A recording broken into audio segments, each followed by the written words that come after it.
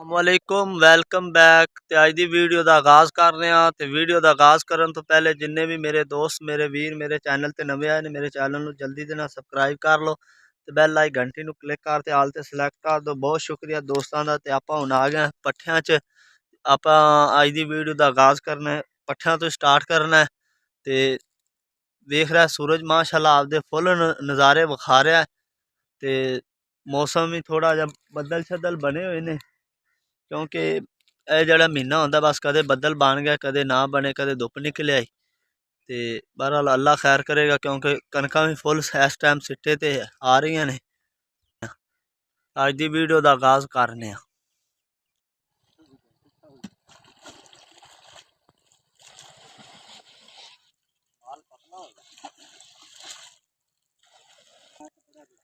जी भाई पता पट्ठिया पता नहीं की शै पा रहा, तो पूछने भी की शै पांदा पे की शै है। नहीं इनका फायदा की है, तो असं पढ़ लें। इनका की फायदा है। अच्छा लाओ वड्डो अगो पिछो पूरा वड्डो पूरा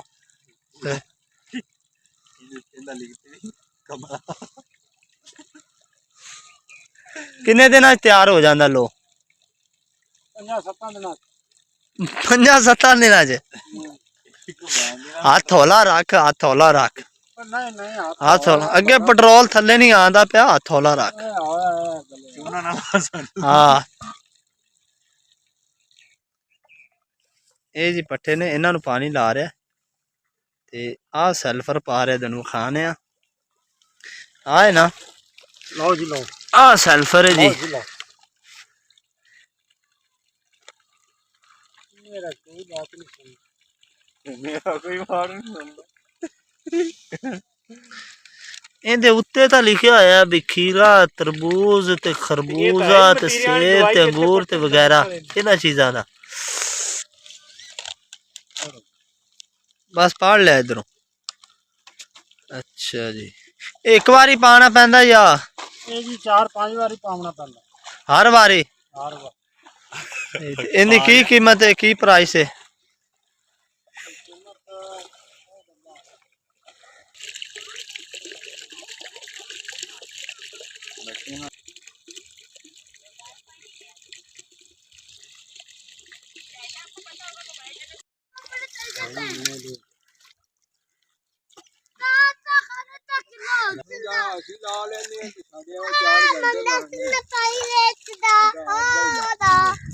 रात नू केड़ा ठिठ हो गया? बस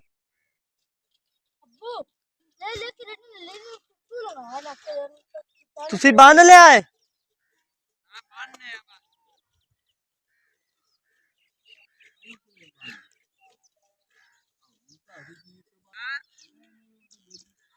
नहीं को नहीं हाल।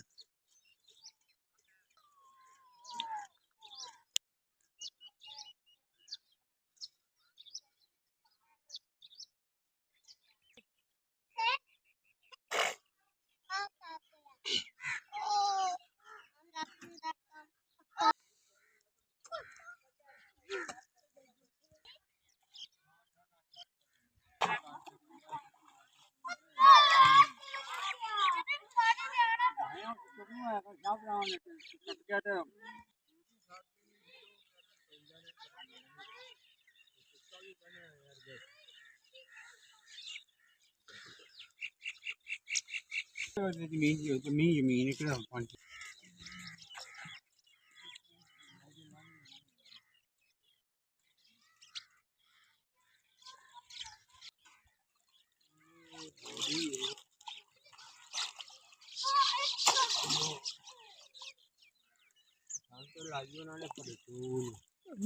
किलो की रेट लाई?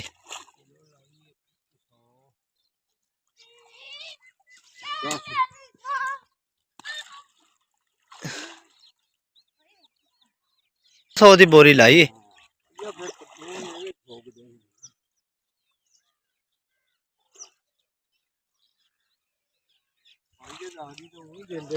हाँ